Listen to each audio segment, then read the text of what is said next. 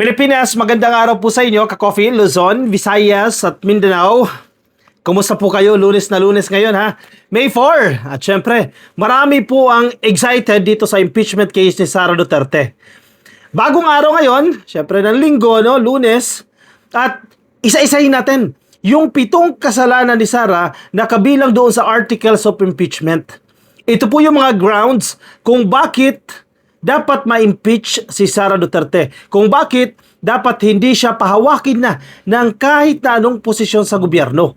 Isa-isahin po natin itong 7. Nadagdagan ito kasi noong 2025 parang ano lang ito 6 lang po itong articles of impeachment. Ngayon po 7 na po yan, no? Walang kawala si Sara Duterte dito. Kasi nung na-interview natin si Senator Coco Pimentel, ang sinasabi niya, ma-convict lang siya. Ibig sabihin, mag-guilty man lang siya dito sa isa man lang dito sa 7 na articles of impeachment na yan, sigurado pong matatanggal na po siya sa pagka-vice presidente at yung perpetual disqualification na parusa o yung hindi na siya makakatakbo sa kahit anong posisyon o humawak kahit i-appoint pa siya ni Baste kung maging presidente si Baste etc. No? At i-appoint siya sa posisyon, bawal po yan. No? Ito po yung 7. In fairness, sa GMA News, maganda po yung pagkakalatag nila dito sa 7. Una, conspiracy to assassinate. Ito, malinaw na malinaw ito ha. Conspiracy to assassinate President Ferdinand Marcos Jr., si First Lady Liza Araneta Marcos, at ganoon din po si Speaker Martin Romualdez. Dito pa lang, wala na siyang kawala dahil mismo ang NBI, ang National Bureau of Investigation, ang nagsasabi na yung ginawa ni Sara ay inciting to sedition at ito po ay grave misconduct. O grave threat, not misconduct, no? Grave threat po ito. Hindi po ito biro. Siya po ay vice-presidente, pangalawa sa pinakamakapangyarihan sa Pilipinas, at iti-threaten mo yung buhay ng presidente. Inciting to sedition at grave threat yan. Diyan pa lang recorded yung video, napakatibay 'Di ba? Kasi naka-live yan O, na-verified na po yung video na yan ng NBI. Diyan pa lang. Hindi na siya lulusot Maliban na lang kung yung mga DDS senators ipapanindigan nila ang kanilang pagiging dilis at hindi sila boboto para ma-convict itong si Sara Duterte. Pero wala pa tayo sa puntong yan, no? Saka na natin pag-usapan yan. Pangalawa, malversation po ng pondo. Ito pong malversation of 612.5 million pesos na confidential funds with questionable liquidation documents. Dito din, number 1, napakatibay na. Number 2, yung mga notice of disallowances. Di ba? Ng Commission on Audit. Yung kwento nila Mary Grace Piatos, yung kwento ng mga nakakatanggap umano ng confidential funds. Ang tibay. Excuse me. Wala siyang kawala dyan. Yung mga beneficiaries ng confidential funds na iisang tao lang ang pumirma, nasuri na po ng NBI din yan. Ang daming tao, yung pirma, yung handwriting, iisa. Yung characteristics, the way ina-accomplish mga resibo daw, iisa. Ang tibay niyan, Commission on Audit yan. Lulubog si Sara dyan. Pangalawa pa lang yan. Pangatlo, bribery and corruption in the Department of Education. Dito din, napakatibay din ito. May mga testigo na mismo. Natatandaan ninyo yung Blue Ribbon Committee? Not Blue Ribbon Committee, no? Yung Quadcom dyan sa House of Representatives. May mga testimonya na ng mga opisyal ng DepEd at ng OBP na nakakatanggap sila buwan-buwan kay Sara Duterte. Bribery po yan. Corruption po yan. Naku po. During Duterte's tenure, by handing out cash to former DepEd Undersecretary Gloria Humalil Mercado, siya po yung head ng procurement. Ibig sabihin ng procurement ka-coffee, halimbawa, may kailangan na bilhin yung isang agency. Sila yung nag-handle niyan. Sila yung nagpo-procure. Di ba? Sila yung nagsasagawa ng bidding. O sige, halimbawa, bibili tayo ng mga grocery items pang Christmas basket natin. Ang budget natin 10 million. Sila yung nagpo-procure, nagpa-process ng procurement. O sige, si bidder 1, si bidder 2, si bidder 3. Areglado ni Sara Duterte, yung head ng procurement, sinuhulan niya na. Anong ibig sabihin yan? Konting bulong lang yan ma'am, bata natin si bidder number 1. Palusutin na yan. Corruption. Napakatibay, umamin mismo yan. Recorded lahat yan. Nasa video mismo yan. Bribery and corruption dyan po sa Department of Education. Hindi lang po yung head ng procurement. Yung Bids and Awards Committee, yung BAC, ay nagsasagawa rin po ng bidding, ha?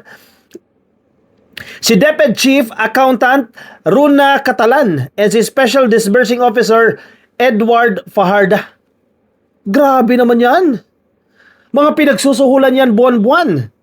Pang-apat, unexplained wealth and failure to disclose assets in the Vice President's SALN, where her wealth increased by 4 times from 2007 to 2017.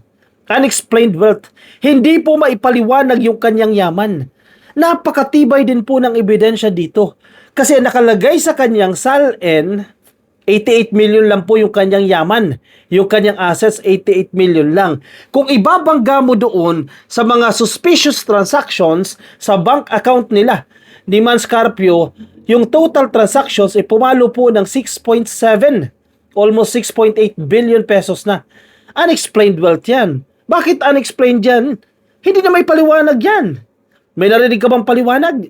And yung mga dokumento, hindi nagtutugma doon sa nakuhang records ng AMLC o ng AMLAC.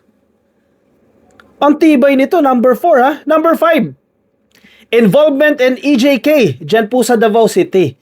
Dito, medyo hindi ako paborable, no? Sige, siguro may nakita silang ebidensya dyan, pero hindi ako convinced dito sa number 5. Baka hindi ko lang alam, no, kung ano yung involvement ni Sara Duterte dyan. Ang pinupunto ko dito, sa tingin ko lang ha, personal take ko ito, hindi ganoon katibay itong grounds na ito. But then again, ang sinasabi nga ng mga mambabatas dyan, kahit isa lang, guilty lang si Sara Duterte, kahit isa, dito sa mga articles of impeachment na ito, ay sigurado na pong teklo siya. Sigurado na pong matatanggal siya. Number 6, destabilization, insurrection, and public disorder efforts, which include boycotting the State of the Nation address while declaring herself designated survivor, leading rallies calling for Marcos's resignation, obstructing congressional investigations by ordering subordinates not to comply with subpoenas, threatening bodily harm against the first couple and Romualdez. Ito medyo mas mabigat ito ng bahagya, no? Doon sa number 5 yung involvement sa EJK. Though yung tatay niya, no, EJK master talaga yan, no? Itong number 6, destabilization, insurrection, and public disorder efforts. Again, hindi na ako masyadong convinced. Kumbaga hindi siya matibay. Hindi siya gano'ng katibay, ha? Pero may merit. Kasi makikita mo rin naman talaga si Sara, di ba? Adjadya siya sa mga rally, sa Marcos resign, etc. May point na dinesignate siya ng ating presidente na katiwala. Katiwala siya ng bansa dahil nagtatrabaho ang presidente sa ibang bansa, and then bigla siyang pumunta doon sa rally. Medyo hindi katanggap-tanggap yan, ha? Tingnan natin kung paano. Baka may mga hawak silang ebidensya dito. Dito sa item number 6 na ito, destabilization, insurrection, and public disorder effort. At ang panghuli po, pang-7 po, the totality of the Vice President's conduct as the second highest official of the land. Ito po yung sumusuri sa kanyang kabastusan, sa kabulastugan ng isang Vice Presidente, yung kabuuhan ng kanyang karakter, yung kabuuhan ng kanyang ugali, ay kini-question po dito. Yung totality ng pagkatao, yung karakter ni Sara Duterte, yan po ang sinisilip itong pang-7. Again, hindi siya ganoon katindi as compared sa first 4 na sinasabi ko sa inyo kanina. But again, baka nga may nakita ang House of Representatives dyan na merit, o definitely may merit yan, o baka may matibay silang ebidensya para maging parte yan ng grounds for impeachment, no, or yung articles of impeachment. Pero ako, dun pa lang sa 4 matibay na po yung 4 na yan. Kumbaga tatayo na po itong 4 na yan. Kahit 4 lang.